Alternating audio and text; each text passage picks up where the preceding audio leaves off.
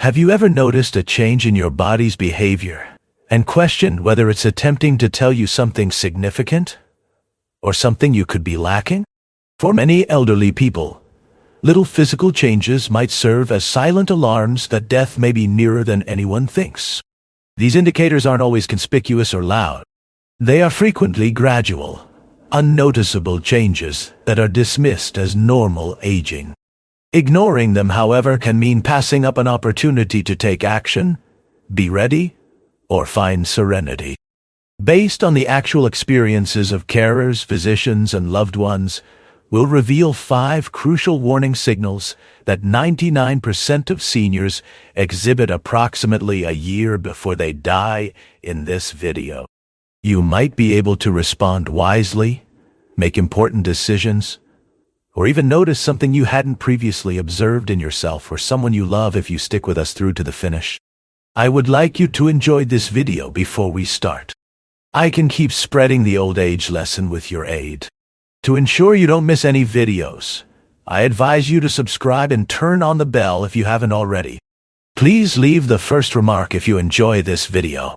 Please let me know in the first remark if you don't like it so I may improve the video for you. Let's get going now. The first is heightened physical sensitivity and temperature. Sensitivity. Increased sensitivity to temperature and bodily sensations is one of the less talked about, but remarkably typical indicators that a person may be approaching the end of their life. This phenomena frequently takes on subtle yet discernible forms. Even in a room that is perfectly warm, a person may feel cold all the time, or they may discover that a blanket they are used to is excessively thick or scratchy. Once unnoticed sensations such as a chilly breeze on the skin, the splash of water during a shower, or even a little touch might begin to seem uncomfortable, painful, or exaggerated. This may initially appear to be a small oddity or a fleeting grievance that might be written off as aging or irritation. But frequently, this heightened sensitivity is a clear indication of more significant physiological changes taking place in the body. Why does it occur? In the last stages of life, the body's processes start to slow down. Circulation is among the most notable modifications.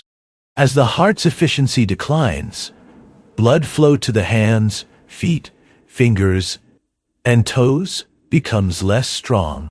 The skin may feel colder and more susceptible to outside stimuli as a result of this decreased circulation.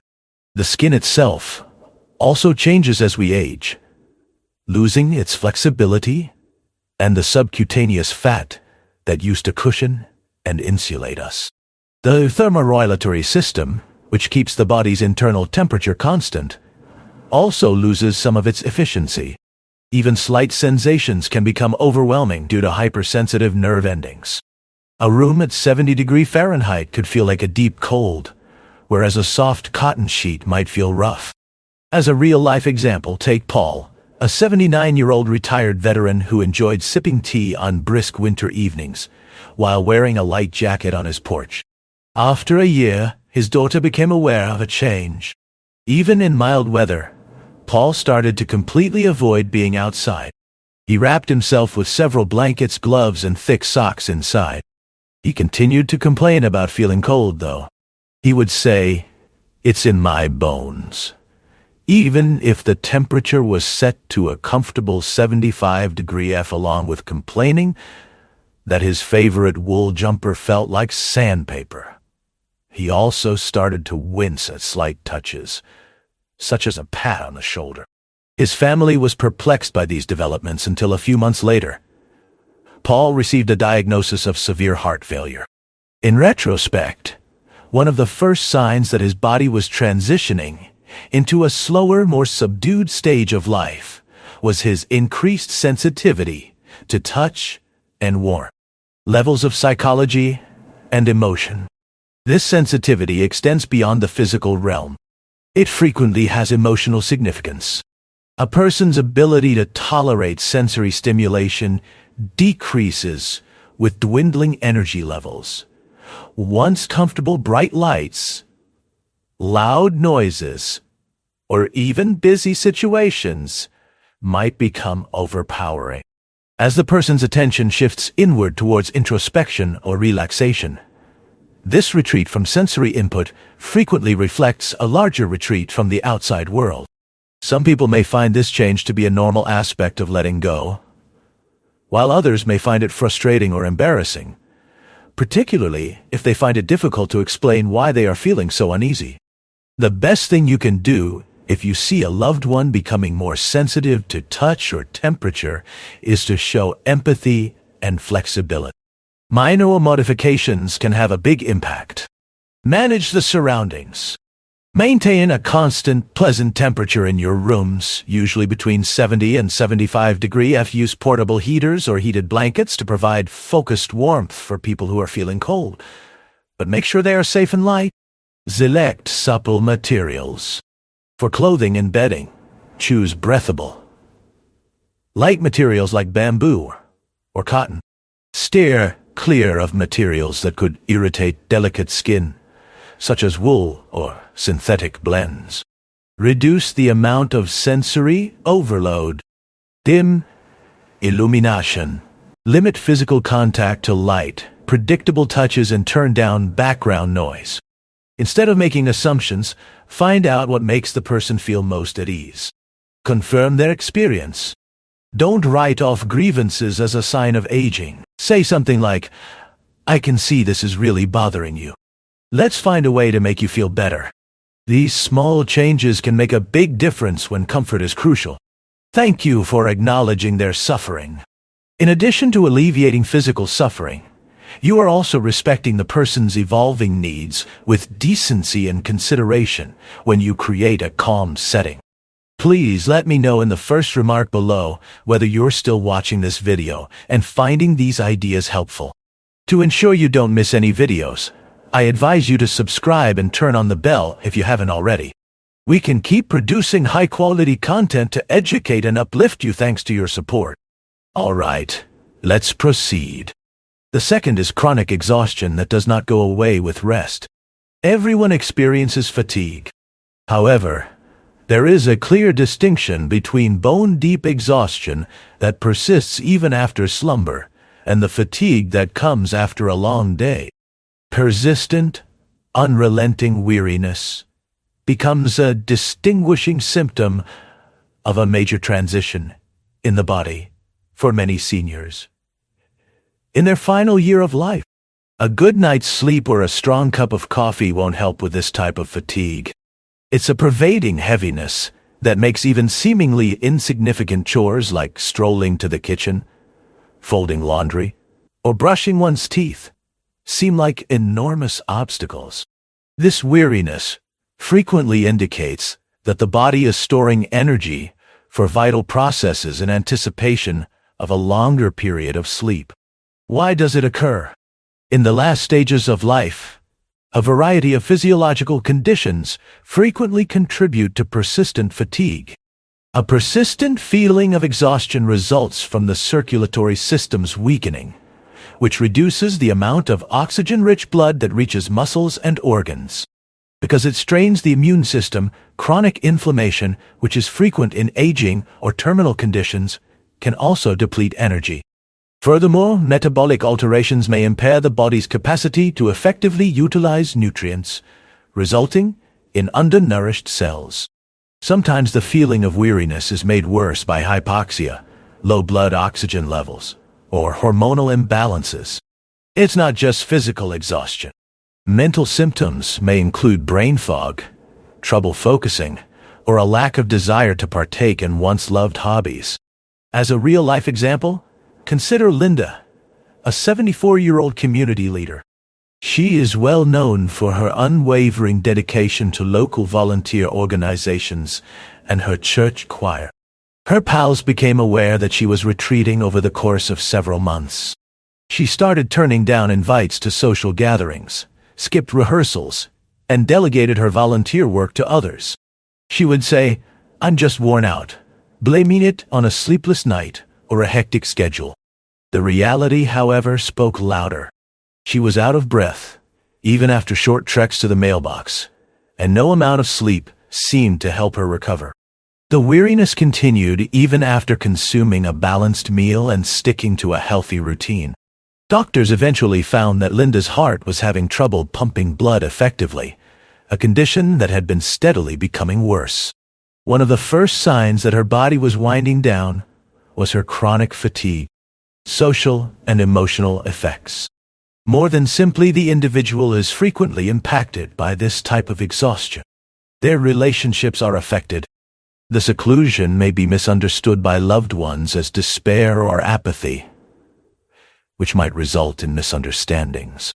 If the person has usually been active or self-sufficient, they could feel guilty or frustrated for not being able to overcome their fatigue.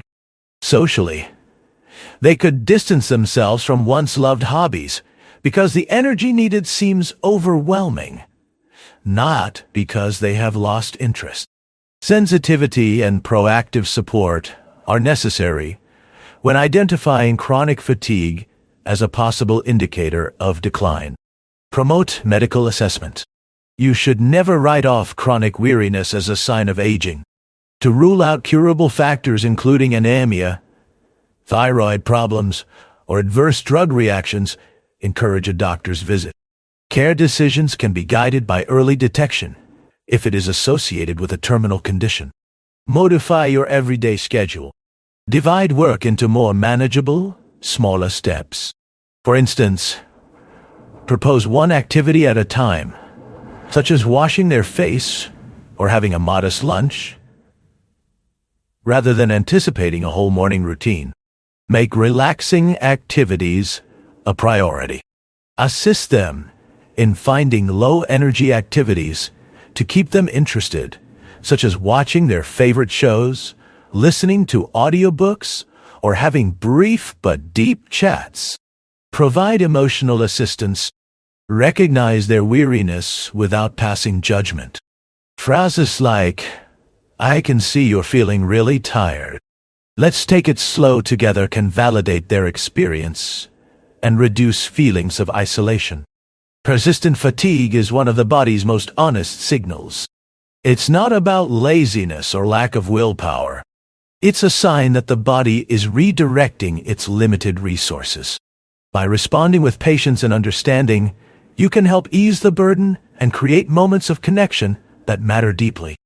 Number 3. Subtle changes in voice and speech patterns. The human voice is a powerful instrument, conveying emotion, personality, and vitality. When that voice begins to soften, slow, or falter, it's easy to attribute the change to aging or fatigue. However, in many seniors, particularly in their final year of life, subtle shifts in voice and speech patterns can serve as quiet but significant indicators of deeper physical and physiological changes. These changes often go unnoticed because they develop gradually, but they carry profound meaning when viewed in the context of overall health decline. Why it happens. Speech relies on a complex interplay of muscles in the throat, mouth, tongue, and diaphragm, all of which require energy and coordination. As the body conserves energy in its final stages, these muscles may weaken, leading to a softer, raspier, or less distinct voice. Reduced lung capacity or weakened diaphragm muscles can make it harder to project sound, resulting in a quieter or breathier tone. Neurological changes, such as those seen in early dementia or stroke, can also affect speech clarity. Though not all vocal changes are cognitive in origin, often the person simply lacks the energy to speak loudly or sustain long conversations. So they speak less or pause more frequently. These shifts can also be influenced by dehydration, medication side effects, or reduced saliva production, which affects articulation. Real-life example. Richard, an 80-year-old retired school principal, was known for his booming voice that commanded attention in any room. His wife, Margaret, began noticing subtle changes. His once vibrant good morning greeting became a faint whisper, and he stopped joining in lively family discussions. During conversations, he'd pause longer between words or leave sentences unfinished. "It's just my throat acting up," he'd say dismissively. Over time, his voice grew so faint that it was hard to hear him across the dinner table. Within a year, Richard's health declined rapidly, and doctors explained that his vocal changes were tied to overall muscle weakening and reduced energy reserves, early signs of his body's transition toward the end. Subtle signs to watch for. A softer or more fragile voice, especially in someone who was once loud or expressive. Longer pauses between words or sentences, as if speaking requires effort. Increased repetition, or losing the thread of a conversation. A tendency to speak less, or avoid conversations altogether, especially in group settings. Slurring or hesitancy in speech, particularly later in the day when energy levels are lowest. Emotional and social implications. These changes can be isolating. A person who once loved telling stories or debating ideas may feel frustrated or self-conscious about their fading voice. Loved ones might misinterpret their silence as disinterest or cognitive decline, which can strain relationships. For the individual, speaking less may reflect a conscious or subconscious choice to conserve energy for more essential functions like breathing or staying alert. What you can do responding to vocal changes requires patience and attentiveness. Listen actively, lean in, reduce background noise, and give the person time to express themselves without rushing them. This shows respect for their effort to communicate. Encourage hydration. Dry mouth can exacerbate speech difficulties. Offer water or sugar-free lozenges to keep the mouth moist. Seek medical input. A speech therapist or doctor can assess whether the changes are due to treatable causes, e.g. medication side effects, or part of a broader decline. Adapt communication. Use written notes, gestures, or simple yes. No questions if speaking becomes too taxing. For example, ask, "Are you comfortable?" Instead of open-ended questions that require longer responses, these vocal shifts are more than just a sign of aging. They're a window into the body's changing priorities.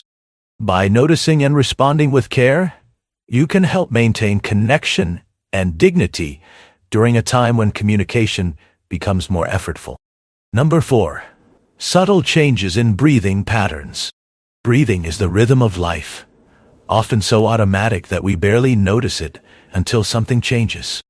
In the final year of life, subtle shifts in breathing patterns can emerge as a quiet but powerful indicator that the body is entering a new phase. These changes are often so gradual that they're overlooked, but they carry significant meaning when observed closely. Recognizing these patterns can offer insight into a person's health and provide opportunities to offer comfort and support. Why it happens? As the body ages or approaches the end of life, the respiratory and cardiovascular systems undergo significant changes. The lungs lose elasticity, making it harder to take deep, full breaths. The diaphragm and intercostal muscles, which support breathing, weaken, leading to shallower or more labored breaths. If the heart struggles to pump efficiently, oxygen delivery to the body diminishes, prompting the respiratory system to compensate with altered breathing patterns. Conditions like heart failure, chronic obstructive pulmonary disease, CPD, or terminal illnesses can exacerbate these changes, leading to symptoms like wheezing, gasping, or irregular breathing rhythms. One specific pattern known as Cheyne-Stokes respiration is particularly common in the later stages of life. This involves cycles of rapid breathing, followed by slower breaths and brief pauses. Apnea often occurring during sleep. While unsettling for loved ones to witness, it's typically not painful for the person experiencing it. These changes reflect the body's attempt to conserve energy and regulate oxygen when resources are limited. Real-life example. I know. Margaret, A 76-year-old grandmother began showing subtle breathing changes that her daughter noticed during phone calls. Margaret's voice sounded slightly labored, as if she were catching her breath after a short walk.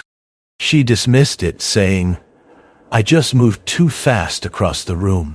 Over time, however, she started avoiding long conversations, citing tiredness. At night, her family noticed she sighed frequently or paused between breaths. Months later, Margaret was diagnosed with advanced pulmonary fibrosis, a condition that had been quietly progressing. Her breathing changes were among the earliest signs that her body was struggling to keep up. Subtle signs to watch for: shallow or uneven breathing, especially during rest or sleep. A faint wheeze, cough, or gasping sound that wasn't present before. Frequent sighing or pausing between breaths, often unconsciously. Complaints of breathlessness or chest tightness, even without exertion. Increased fatigue or restlessness at night, possibly linked to disrupted breathing. If you're still watching this video and finding these insights valuable, please comment number 2 below to let me know you're here. And if you haven't subscribed yet, I recommend you subscribe and turn on the bell so you don't miss any videos. Your support helps us continue creating good content to inform and inspire you. Now, let's move forward. Psychological and emotional connections. Breathing is deeply tied to emotional well-being. As the body nears the end of life, anxiety or a sense of unease can manifest as breathlessness or chest tightness. These feelings may not always be verbalized, but they can contribute to restlessness or a desire for quieter, less stimulating environments. Conversely, breathing difficulties can heighten anxiety, creating a feedback loop that exacerbates both physical and emotional discomfort. What you can do. Responding to breathing changes requires a balance of vigilance and gentleness. Observe closely. Pay attention to the rhythm, depth, and ease of breathing, especially during rest or sleep. Note any patterns like pauses or wheezing, and share them with a healthcare provider. Create a calming environment. Reduce physical and emotional stress by keeping the room quiet, well ventilated, and free of strong odors or allergens. Elevating the head with pillows can ease breathing during sleep. Encourage medical assessment. Breathing changes can stem from treatable causes like asthma, sleep apnea, or medication side effects.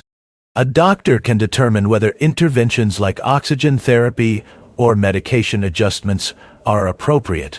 Offer reassurance if the person seems anxious about their breathing.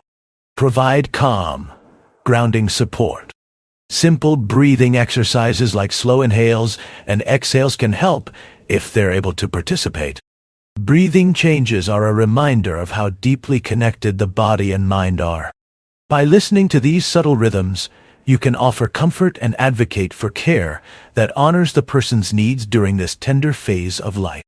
Number 5. Growing indifference toward daily routines and personal hygiene. For many people, daily routines like brushing their hair, dressing neatly, or preparing meals are expressions of identity and pride. When these habits begin to fade, when someone who was once meticulous about their appearance stops caring about grooming or skips meals without explanation, it's often a sign of a deeper shift.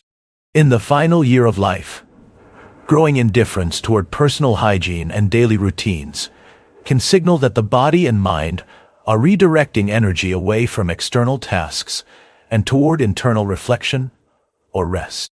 Why it happens? This indifference often stems from a combination of physical and emotional factors. Physically, the energy required for routine tasks becomes harder to muster. As fatigue sets in, the body prioritizes essential functions like breathing and circulation over non-essential activities like grooming or housekeeping. Mentally, the person may be entering a phase of introspection, where external appearances or routines feel less significant. This isn't necessarily depression, though it can resemble it, but rather a natural turning inward as the body prepares for the end of life. Neurological changes, such as those in early dementia or side effects from medications, can also contribute to this disengagement. If you're still watching this video and finding these insights valuable, please comment number 3 below to let me know you're here. And if you haven't subscribed yet, I recommend you subscribe and turn on the bell so you don't miss any videos.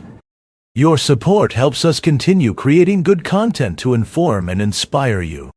Now, let's move forward. Real-life example. Edna, an 81-year-old woman, was known for her impeccable style, always dressed elegantly, even for small errands. Over several months, her daughter noticed changes. Edna stopped wearing her signature earrings, left her hair unstyled, and sometimes wore the same nightgown for days. Her once spotless home began to gather dust, and she showed little interest in meals, saying, "I'm fine. I just don't feel like fussing." When pressed, Edna brushed it off with a smile. But her family later learned she had been living with an undiagnosed terminal illness. Her withdrawal from routines was one of the earliest signs that her body and mind were beginning to let go. Subtle signs to watch for: skipping showers, brushing teeth, or changing clothes for days at a time. Neglecting personal grooming like combing hair or shaving in someone who was once particular about their appearance. Losing interest in meals or eating irregularly, even when food is readily available. Allowing household tasks like cleaning or organizing to fall by the wayside. Expressing apathy toward activities that once brought joy or structure, like gardening or reading. Emotional and social implications. This indifference can be distressing for loved ones who may feel frustrated or helpless watching someone they care about give up.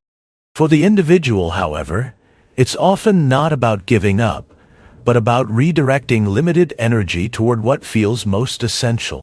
Whether that's spending time with loved ones, reflecting on memories, or simply resting. This shift can also be a way of reclaiming autonomy as the person chooses what matters most in their final chapter. What you can do responding to this sign requires compassion and a focus on connection rather than correction. Offer gentle support. Instead of insisting on routines, offer help as an act of love. For example, brush their hair for them or prepare a simple, appealing meal to share.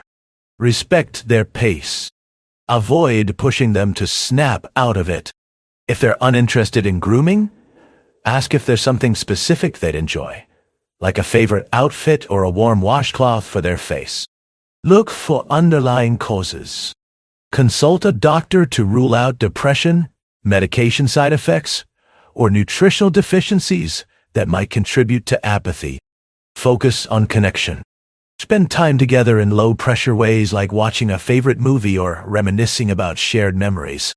These moments can be more meaningful than enforcing routines. This growing indifference is not a sign of neglect or failure. It's a natural part of the body and mind slowing down. By approaching it with empathy, you can help the person feel seen and valued even as their priorities shift toward rest and reflection. Thank you for joining us on this important journey through the subtle signs that can signal a significant shift in life. These gentle nudges from the body, whether it's persistent fatigue, a quieter voice, changing breathing patterns, or a fading interest in daily routines, are more than just quirks of aging. There are invitations to pay attention, to respond with care, and to embrace the time we have with greater intention and love. We'd love to hear from you. What's one thing you've learned today that resonated with you? And how do you plan to bring it into practice in your life? Please share your thoughts in the comments below. Your insights inspire us and others. If you like this video, please leave your comment below and don't forget to like, share, and subscribe to our YouTube channel. Your support helps us keep creating content to inform and inspire you. Until next time, take care and stay aware.